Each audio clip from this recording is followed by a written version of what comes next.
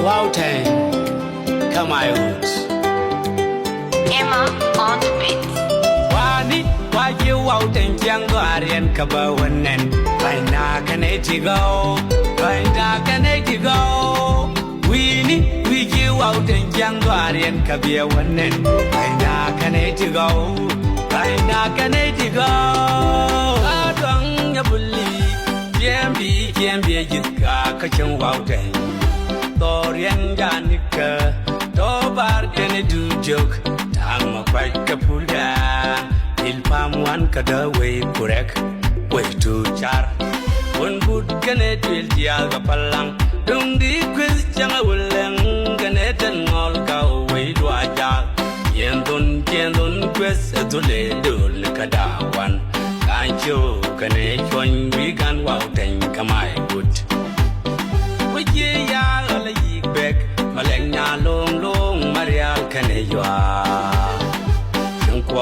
chengkwa wow daga ke yang kawenyan yang ke dobra yen yo ka bek ka un koi ke singki we lo la chol ye mandin ka bong mare we ni ke lo le chadie wani wa ji wow ten chang go arien ka ba wonen bai na kaneti go Find out can it go?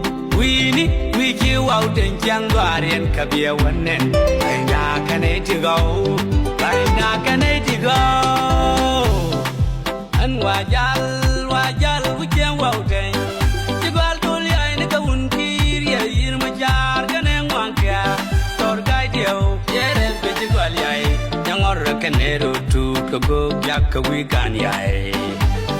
You will go and Baloi, wow, can it be?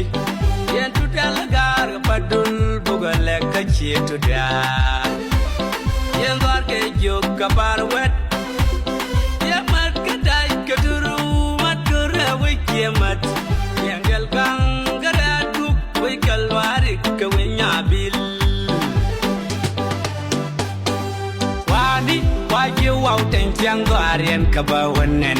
By Nakaneti go, by Nakaneti go. We you out and young guardian Kabiawanen. By Nakaneti go, by Nakaneti go.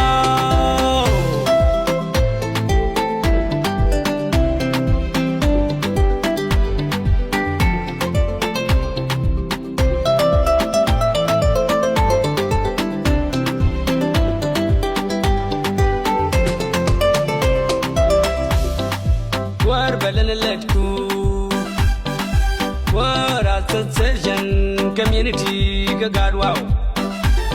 Ya pegar wika ya chan yang tang kodret padul nya rotung kang tangal wucheng bel.